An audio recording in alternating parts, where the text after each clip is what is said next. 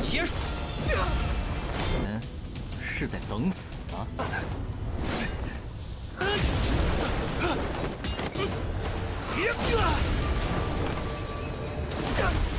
钢筋之气，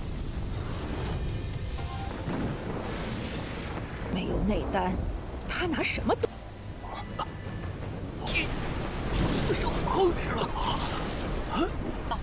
我们保定了。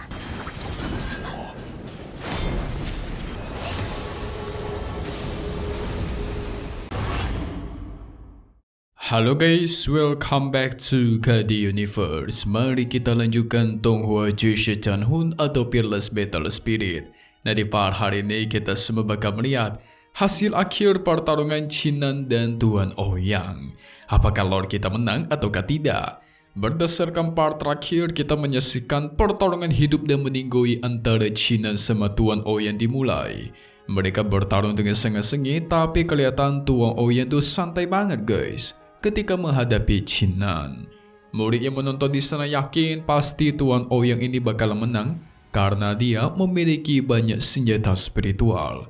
Benar aja, Tuan Ouyang mendominasi dan menggunakan berbagai macam senjata guys. Setelah diperhatikan senior Kong yang semua senjata spiritual milik Tuan Ouyang itu adalah senjata harta sekte sebelumnya menghilang. Dicuri dong.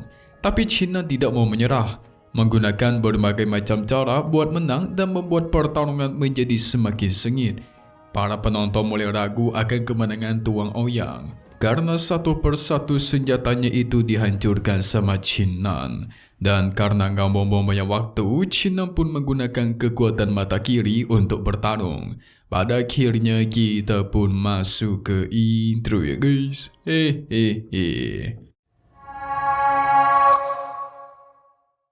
Qinnan akhirnya berhasil menembus pertahanan Tuan Ouyang dan membuat kedua pedangnya terhempas. Tidak ingin melewatkan kesempatan, dia bersiap ingin membantainya. Tapi apa yang terjadi? Secara tiba-tiba Tuan Ouyang mengeluarkan pistol dan menembak ke arah Qinnan guys. Dan duar. Itu membuat semua orang terkejut bukan main, karena tembakan itu tepat mengenai Qinnan dan membuatnya terdiam. Wah, curang ini mah pakai pistol guys, zaman apa itu? Pistol tersebut bisa membuat jiwa seseorang keluar dari tubuhnya.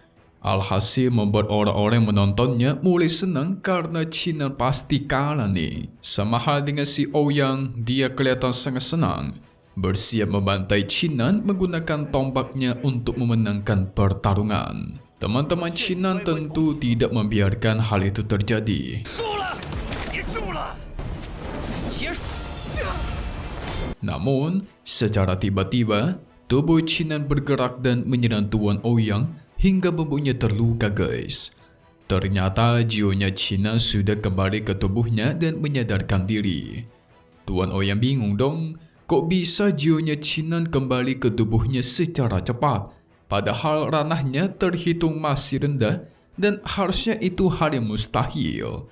Qinnan gak mau kasih tahu, membuat Ouyang menjadi semakin murka, memadatkan kekuatan secara penuh, mengeluarkan aura super menakutkan.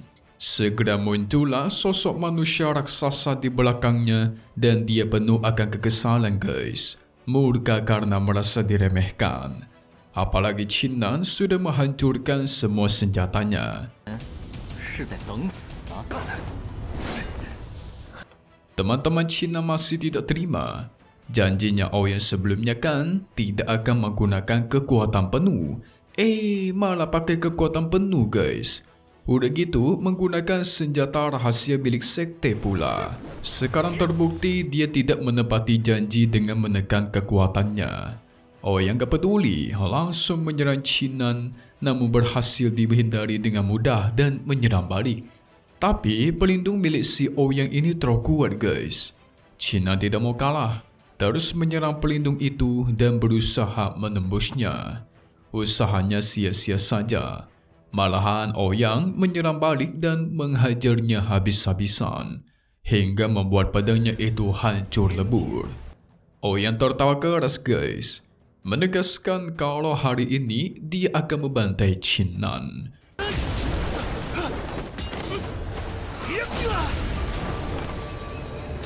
Namun apa yang terjadi? Ketika dia melihat telapak tangannya, dia baru sadar kalau dirinya sudah terluka oleh Qin Nan. Gak cuma itu, Qin Nan kembali bangkit dan sekarang dia sudah menggunakan armor baju. Dengan cepat dia menggunakan mata kirinya membuat si Ouyang berlutut. Tidak melenggang kesempatan, Qin Nan melesatkan sebuah pedang besar dari atas langit sehingga tuar. Terjadilah ledakan super besar di arena dan pada akhirnya Tuan Ouyang pun meninggoy. Mantap. Syukurin tuh, makanya aneh-aneh sih tidak mendapati janji. Jelas itu membuat semua orang yang menonton auto terkejut bukan main dong. Tidak menyangka Ouyang bisa dikalahkan sama Qin Nan. Namun apa yang terjadi? Tidak lama dari itu, langit pun bergemuruh, memunculkan tanda-tanda guntur kesengsaraan. Qin Nan juga terluka parah akibat pertarungannya dengan si Ouyang. Para tuan istana juga terkejut. Kesengsaraan guntur bakal muncul berkali-kali. Kemungkinan Qin Nan tidak akan selamat dari guntur ini, guys. Soalnya dia sama sekali tidak memiliki pilu untuk memperkuat tubuhnya lagi. Walaupun begitu, tetap saja tuan istana pengen mengincarnya serta membantainya. Qin Nan menduga kalau jika terus berada di sini, dia pasti meninggal ini. Segera dia melesat, pergi menjauh dari sekte Xuanling. Tapi di satu sisi tubuhnya terluka parah dan juga tidak bisa pergi jauh. Dia pun mulai mengingat kata-kata dari Pak Tua Shanlao. Seorang praktisi itu bisa selamat dari kesengsaraan guntur dengan tubuh yang marah.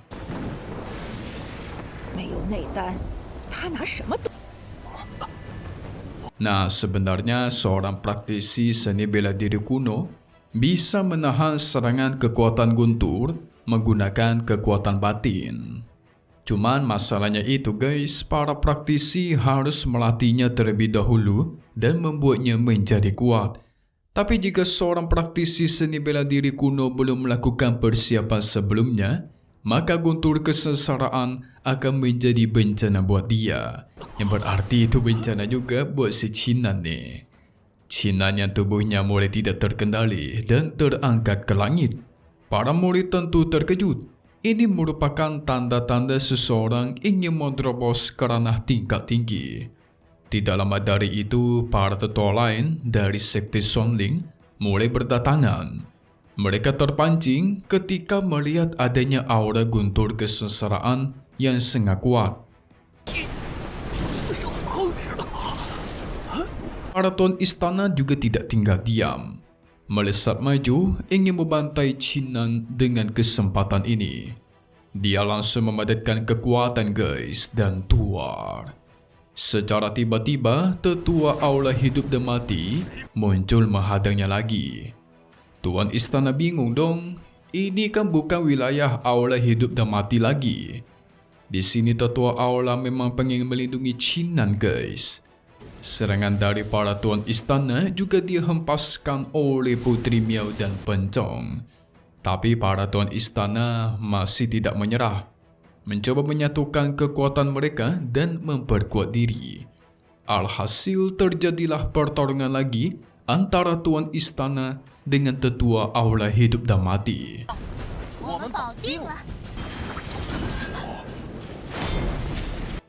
Gak cuma itu, para tetua lain juga mengeluarkan teknik mereka masing-masing menyerang ke arah Qin Nan. Dengan cepat, Pencong dan Putri Miao melindungi Qin Nan dan mengembalikan serangan mereka. Putri Miao juga menggunakan sebuah guci untuk menyerap kekuatan mereka, guys, yang kuat-kuat. Tapi tidak lama dari itu, muncullah sebuah formasi yang besar di atas langit. Secara tiba-tiba, formasi itu menyerang ke arah Qin Nan. Dengan sigap, Putri Miao membuat pelindung dan menahan semua serangan itu. Salah satu tetua melihat ada kesempatan dan mulai memadatkan kekuatannya. Jadi dia pengen menyerang Putri Miao dari belakang menggunakan burung Phoenix api. Pencong menyadari itu menghancurkan burung Phoenix. Dia juga melesat maju menghajar sang tetua. Mantap. Apakah Lord kita bakal selamat dari kesengsaraan ini? Hasil akhirnya cuma 2 sih. Kalau Cina berhasil bertahan, maka pasti dia akan menjadi semakin kuat.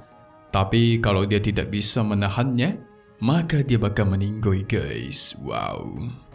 Bencana bahkan buat praktisi kuno pun itu menjadi bencana besar. Jangan kemana-mana dulu dong, kita masuk ke bagian spoiler untuk part 70 mendatang yang akan rilis lagi nanti. Jadi singkatnya nanti kita semua bakal melihat. Ternyata si Ouyang itu belum meninggoy guys. Wow. Secara diam-diam dia juga menyerang Chinan menggunakan tombak. Apa yang terjadi? Muncullah Qing Shui yang menahan tombak itu. Tapi sialnya tombak itu sangatlah kuat guys. Membuat si Qing Shui malah tertusuk. Chinan yang menyaksikannya auto emosi. Mengambil tombaknya membalas menusuk si Ouyang. Dan di hari itu jugalah dipastikan Ouyang meninggoy di tempat guys. Tapi kira-kira gimana nasibnya si Qing Shui ya? Penasaran kalian kan? Kita tunggu lagi di part 70 Cishe Chanhun atau Peerless Battle Spirit di hari biasa. Update lagi nanti untuk toa-toa selanjutnya pastinya cuma di sini. KD Universe. Thank you buat kalian semua nonton dan selalu support channel Mimin. Semoga kalian semua sehat selalu ya. Mimin pamit undur diri dulu. Kita bakal ketemu lagi di video-video selanjutnya. Oke kalau gitu, see you guys.